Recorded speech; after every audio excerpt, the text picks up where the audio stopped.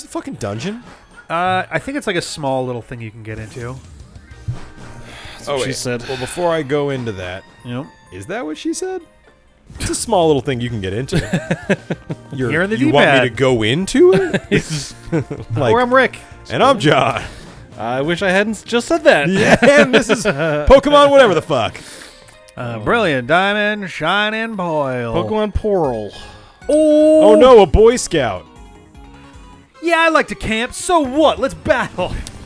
So defensive. Can you imagine, like, if that was how the real world worked? Yeah. Like, I'm in a bar and, like, I like to camp. Well, I don't like to camp. Let's fucking fight. We're gonna fight about what you do. When I was growing up playing Pokemon, I thought there'd be way more like giant cave systems I could just go explore. All right. Would be awesome. Turns out there are not. Not a lot. And the ones that you do find are like, maybe I don't go in there. Yeah. And you're like, this could cave in at any time. That's why they call it cave in. Oh. Holy shit, that's where that comes from? Yeah, dude. This is probably dumb to be out here, but he probably can't.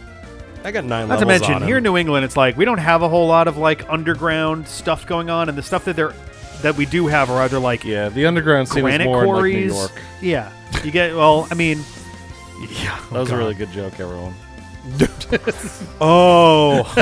Thanks, man. I needed you to tell me how good it was. Then it was funny. Oh God. You did it. Take that, Stonky. Nutsack mouth guy. I thought you were going to say Nutsack Mountain. Yeah, you ever? Yeah, it's a very popular piece of classical music What from did they name ours? It Fantasia. was like face sack or something like that. Butt sack. Nuts, Butt nuts, sack? Butt sack. Okay. Good old butt sack. Butt sack. Those are the days. Lexio. Wow. How much time of our lives do you think has been lost just because of overlong Pokemon animations? Like, if you add it up, we've probably lost, like, years of man-hours just to Pokemon. Between us all, and all you the can turn Pokemon those played off, you know. on our own. And Wait, who's us? Us three? Sure. The D-pad. Yeah. Let's go with the D-pad. Okay. Okay. The extended D-pad. I'm pretty sure you can turn those off for what it's worth. Sure, but we're making content for the people. They got to see me turn into a bowling ball just then. Yeah. And really, my problem with these games is these animations suck. Yeah. Yeah, some of them Like, are do fine. something or do nothing. Maybe make, like, a few less Pokemon and put, like, some effort into the animation. I do wish that the moves had more unique shit going on. Pokemon Stadium was great about that. Was it? Yeah, was- Stadium 1 and 2 had like basically guess- custom animations for almost everything. Yeah, I guess it was obviously limited in the number of Pokemon because it was Yeah. only like Gen 1, right? And Gen- also, I think Stadium 1 yeah. Stadium 1 might have been Gen 1 and 2, or is it just no, it's I think it was Gen, just Gen Stadium 1 1 was Gen Stadium 1, 1. Stadium 2 was maybe just Gen 1 and 2. But it's also, you didn't get to pick the moves on the Pokemon. Yeah, I think Because you like rented your Pokemon or something. if you play just with nothing, like if you just plug it in and start, then yeah, your Pokemon have set moves. You could, however, there was an attachment that you could get where you could plug in a Game Boy game, and you could get your Pokemon from your game and use the moves you had in game. And the cooler thing that happened there, I think I had a Geodude, maybe? yes, it was named B52. Rock Lobster. Oh. I didn't think about the second word, but I thought about the first. The cool thing that happened in Pokemon Stadium was the name that you gave your Pokemon would get pumped into a formula, and the output would be different coloration for your Pokemon.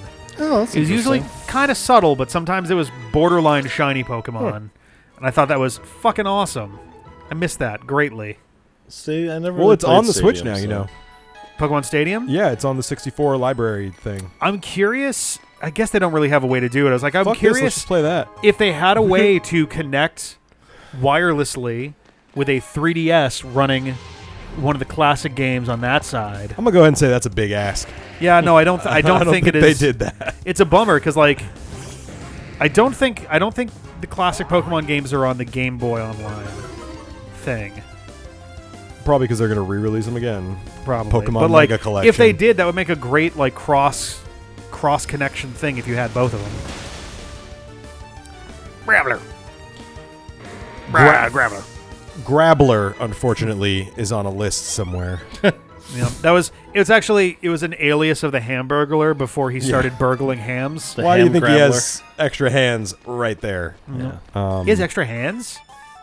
Not the Hamburglar. Oh, okay. I was like, Graveler. wait, when did the Hamburglar have more than 2 hands? Oh, no. Graveler That's one of those has- like Mandela effects where it's like Hamburglar didn't have extra hands. Yeah, You go back and look at the hands. pictures. Garo. Biblically accurate Hamburglar.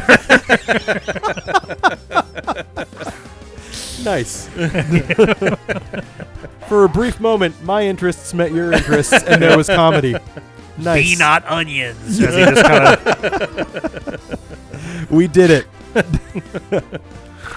Oh, I'm still at half health. Whoops. that robble isn't just a verbal tick. That's a whole language of Yeah. the ancients. Robble. And if you were to hear it, your eardrums would explode. Yeah, they would invert and shoot blood into your brain. As above, so robble.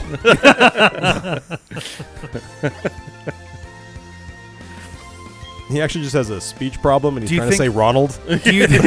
Do you think it's a coincidence that Kefka is a clown? Holy shit, dude. Modeled after Ronald McDonald, man. Or Rob. as he's properly known, Robble McBobble. Robble McBobble. we are something. Oh, speaking of Kefka, I've when I'm depressed, I like to play really old video games. So I've been playing Final Fantasy 1, the new Pixel remaster. Oh, okay. Yeah. Which I guess is not old technically, but it's obviously very old. Oh, the game. I yeah. mean, Yeah. it's counts. a coat of paint on a 36-year-old game. Right, and I've never played the original Final Fantasy for more than like an hour. So I'm actually like it's into okay. it now. But I'm interested. So there's a bunch of mechanics in that game Yep. that are annoying, but Yep. make everything about Final Fantasy make more sense. So like when you sleep in an inn in Final Fantasy, you're still poisoned. You don't come Yeah. back to life. So like Yeah, you have to go revive. things were Yeah. very specific and much more challenging back then. And I'm Yes. like always and like tents don't actually heal you fully either, and there's like a sleeping bag, a tent, and a cottage. Yep. And like there's all this stuff, and I'm like, oh, because Fun story. The sleeping bag, tent, and cottage are still present as of Kingdom Hearts. yeah, oh yeah, they've been in and around. I thought that was cute that there's still a thing in there. Can I not break these rocks? No, I think it would go around. Flop. Oh, there's little stairs there. So anyway, it's just like stuff like Yeah. that is made, and like they use spell slots like D&D. Yep. That's The, crazy. what is it, Vancian spellcasting, I think? Is that how they call it? Yeah, it's I- based off a series of books written by a guy named Rob Vance. Oh, Okay. okay. Guy with two first I names. hope they fixed the like broken it. spells. And it's it was like those like spellcasters would prepare all of the spells they would have at the beginning of the day, and as they use it, it's used Oh up. yeah. Yeah. So like Spell slots, sorcerers or I can That's never wizards. remember Wizards, yeah. Fuck, wizards. Sorcerers are, Sorcerers have fewer spells but can do them anytime. yeah, Right, instant, sorcerers don't know as instant access many to all of their stuff, but they variety. don't have Right, yeah. wizards. I'm gonna go see who the NPC. That's all was. different in 5th edition, though. So Oh yeah. 5th edition. Ha! I'm just kidding. It's fine. I like that look away, like you're just like, oh, this is hanging question out. marks. We got here. Oh yeah, Oh, master you- question marks. this is never right about mind. you, bro. Master I'm Riley. a trainer, and yes, it is a bit odd. Your hat is a bird. Did I decide that? It just tells me that I did. This is how kidnappings work. Yeah, this is a real RPG. The game just says you decided to do this. Unironically, I really want a Pokemon game that has an actual party to it. Like, your Pokemon are your party, I get that, but like, I wouldn't mind something like this where you do have multiple folks for longer than this. Like, why not have the ability to slowly cultivate your own group of trainers who can work together? like for stuff? actually like develop a real game. Yeah. And like each person gets their own 6 Pokemon, so the 6 Pokemon limit is a little Yeah. less shitty. Maybe, right? And what if- like, I mean, it would get very complicated very fast. but you could also come up with way more difficult things to fight. Like, they kind of do that now with like raid battles and stuff, where you have really powerful Pokemon, but you have 4 Pokemon fighting it at once. What if like decisions would be presented to you, and you can make a decision, and depending on what you Whoa. decided, it Yeah. would have some kind of impact. I'm sorry, on the Ben. game. We just don't have the technology for that. Hang on. I'm trying to think how to respond, and the only words I can say are yup and uh-huh. Yeah. Yeah. Right. Like I'm It not even didn't like even say that. It's just Rick. You agreed. yeah. I decided to agree with Ben. Yeah. Like Yeah. even like Mass Effect or something like that. Like you could answer in different ways, and like it didn't have a huge impact. But No. like some things played out a little bit differently. Well, so the biggest that's all I'm asking for. The only impact that I am aware of, or two, there might have been three. There's at least two that I can think of. So once you play Mass Effect and beat it, you can transfer that save file to Mass Effect 2. Yep. And there were two choices that you could make that would impact Mass Effect 2. One was, and I guess spoilers for Mass Effect 1. It's so old. I know, right? At the end of the game, you have the option to either try and save the like High Council of like the main civilization, or just let them die. Yeah. And continue on your mission, and hopefully have a better chance to take down the bad guy for not wasting your time trying to save them. And if you let them die, they stay dead in Mass Effect 2. Yeah. Which is neat. Yeah. I'm going to let you finish, but Final Fantasy VI did that with Waiting for Shadow on the floating island. But this is multiple games. We're talking from one game to the next it does game. continue from one. That part's cool. But the additionally, whole waiting for your dude and losing a member of Yeah. you Yes, like that. yeah. late, thing. about 2/3 of the way like into you make the a game. decision that has an impact. on Right, the game. yeah. It's about so neat. about 2/3 of the way into the game, you have to sort of split your team up, and essentially, like, I forget how obvious they do this, but you essentially have to, or no, it was two of your team members are going on separate missions, and you eventually have to decide which one you're going to go help. In like getting the mission done, and whichever one you don't help will die. Yeah. Like, unavoidable, they are dead. One of your party has to die over the course of the game, and the one that is dead in Mass Effect 1 stays dead in Mass Effect 2. Yeah. I think Dragon Age also did some similar stuff, where the difference there was if you didn't play the game before, there was like sort of a way at the start of the game That's where what they Mass asked you Effect- questions. Mass Effect 2 did that. Or maybe also. that might be Yeah. what I'm thinking of, yeah. It gave you like a little preamble that was like, what would you have done in this situation? Because it generates a similar, and it's Why like, the fuck okay, I didn't that guess kill? that's... But then Mass Effect 3 comes Damn, around. that's dangerous. That's a dangerous goal bat right there. Mass Effect 3 came around, and like they had a new...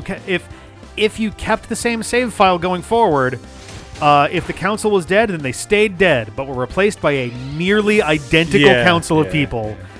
But they are different. They are different models with slightly different colorations to them, but otherwise the same. And it's like, guys, come on now. It's still better than, what do you think? Yes, affirmative. Oh, Like, sure. It's still...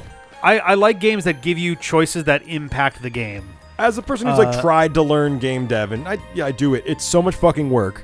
Oh, I totally. don't fault I them get why they completely, don't. But when you're as big as Pokemon Yeah. and you're Yeah. pulling shit like that, That's like, the come real. on. That's the thing, And, yeah. and like we're talking about basic RPG elements, Basic Of stuff. like making a decision, Diving right into a double answering a question, and having it just like have a different response. Yep. That's it.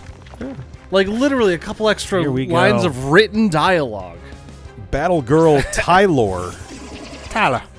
Maybe remember it for like some other point in the game, like have just a memory of you selected one thing, and later on someone follows up on that. Yep. That's it.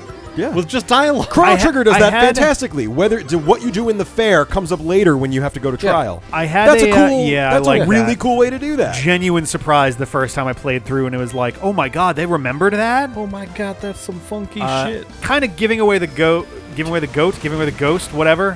What? Giving up the ghost giving means you up the died. ghost, yeah. So different Different thing. metaphor. Giving away the game, I suppose. Sure. I had an idea for a game a while back. I'm never going to actually get far enough. Just conceptually, it's so complex that I don't think it would ever happen. Okay. But if it does, feel free to comment on this video that that I Hey, I talked stole about. your It's idea, all, you Rick.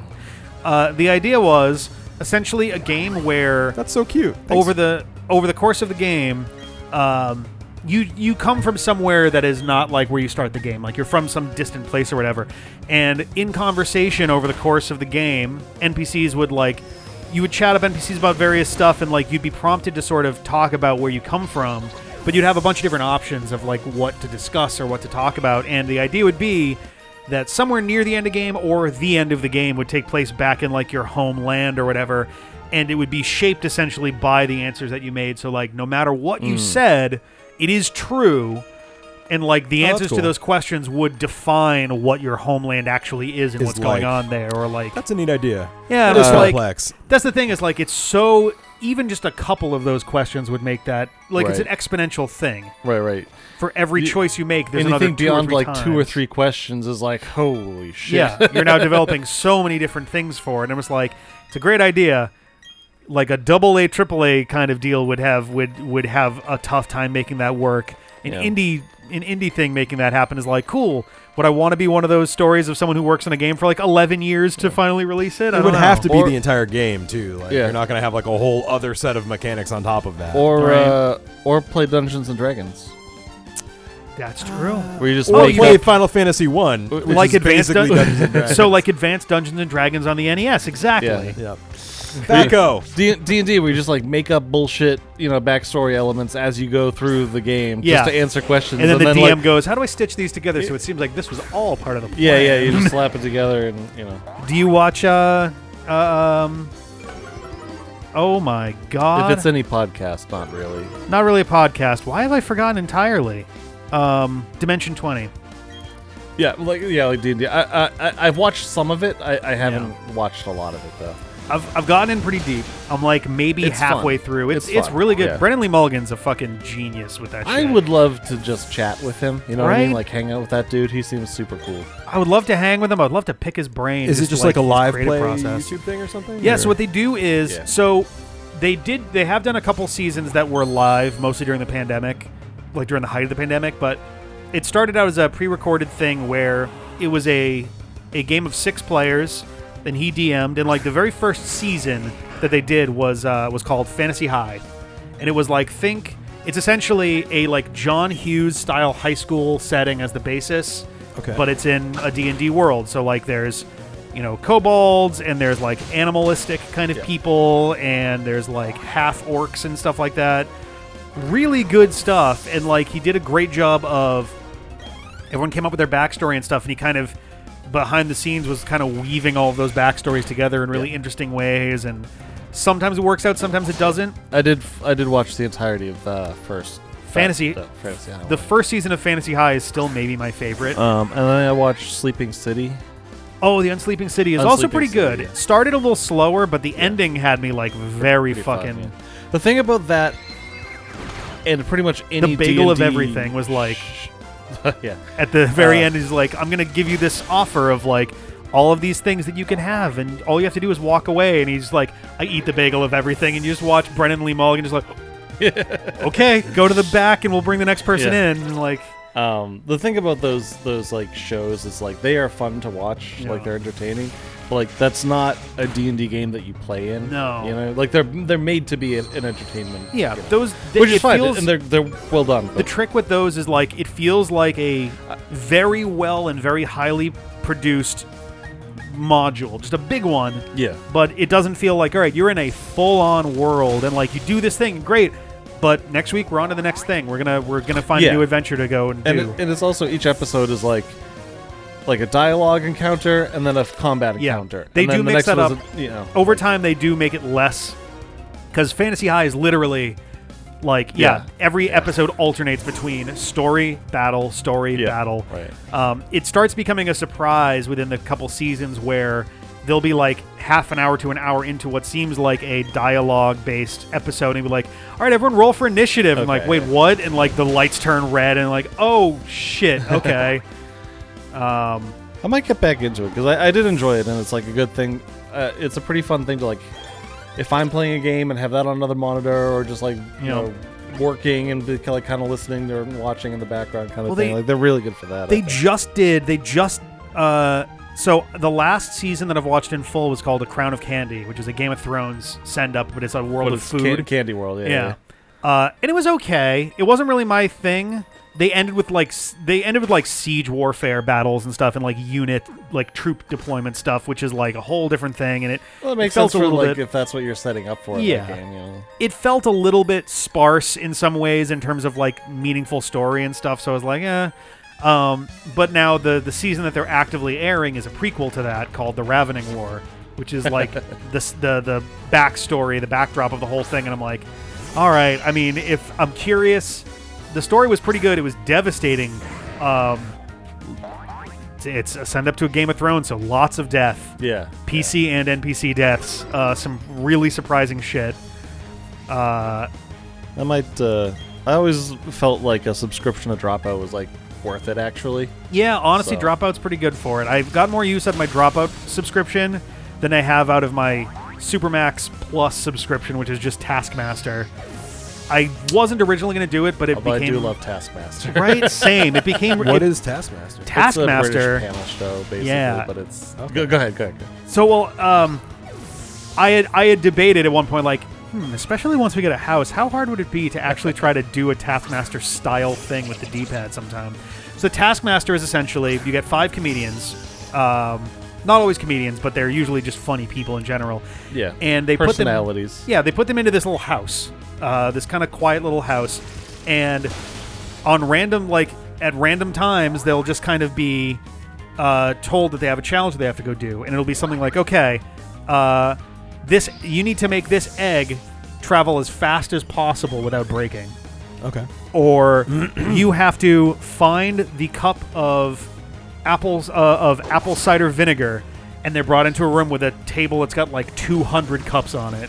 Oh wow. And like all sorts of they have a bowl of lemons, and they're instructed to make as tall of a stack as they possibly can.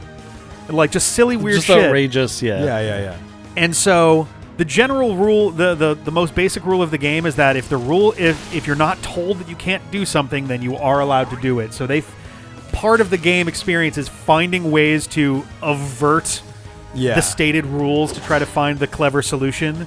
One time they had to make as tall of a stack of like toothpicks or something as possible, and they were told that they could use anything on the table, and the table had like a weird like 1/6 model of the town or something. And I'm like, what the hell? Okay. But what they didn't none of them went to the other side of the table. On the other side of the table, right under the ridge, was a little plaque thing that said, look under the table. And under the table was like duct tape and like dowels and shit, and nobody looked. That's amazing. But like so the presentation is they do it like a big game show style thing, or more of like a big talk show, I guess. They have That's kind of a game show, though. They have the host and the co-host, five contestants, and a live studio audience, and they literally just sit there and they watch back 5 of those challenges in a row, and they get points accordingly. And then the winner gets to keep a bunch of useless shit that like they're told to bring in. It's like, all right, we asked you to bring in the wettest thing you can, and so they'd bring in like someone brought in like a glass of water, someone brought in a bottle of their own sweat, like. Just weird, just silly, weird shit. I highly recommend it. It's all based around being a comedy show. At the end of the day, I'm sure it'll probably be great. Yeah. Greg Davis as the host is fucking perfect. With little Alex Horn. Little Alex Horn. Little Alex Horn. He started like sing-songing his name in like the second or third season, and then never stopped. It's good. Your combination is so sick. A lot of it is on YouTube. You just like watch it. Okay, cool. But they have their own streaming platform for it, and they not just the main show, which has like 15 seasons now, but also like every international version now is on there as well. So like you arguably have like 60 seasons worth of stuff. So like there's a lot there. I use it for like when I'm working out, when I'm doing the exercise bike. I'll just throw an episode on. Yeah, that makes sense. There's probably more to explore here, but I think that was I think there's the right side of the last tunnel was.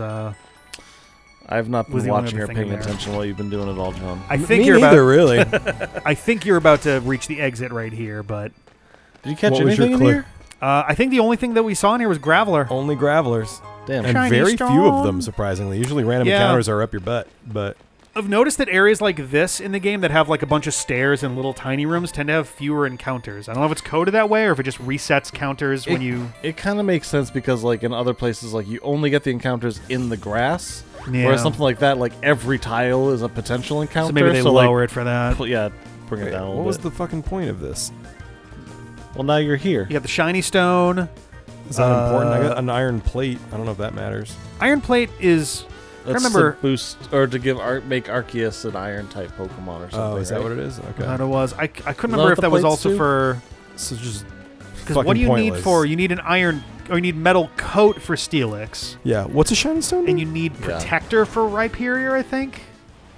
Is the name of the weird like chest gear? Oh, looks like padded gear, but assault armor. Regardless, why don't I come back next time? Okay, we'll see you.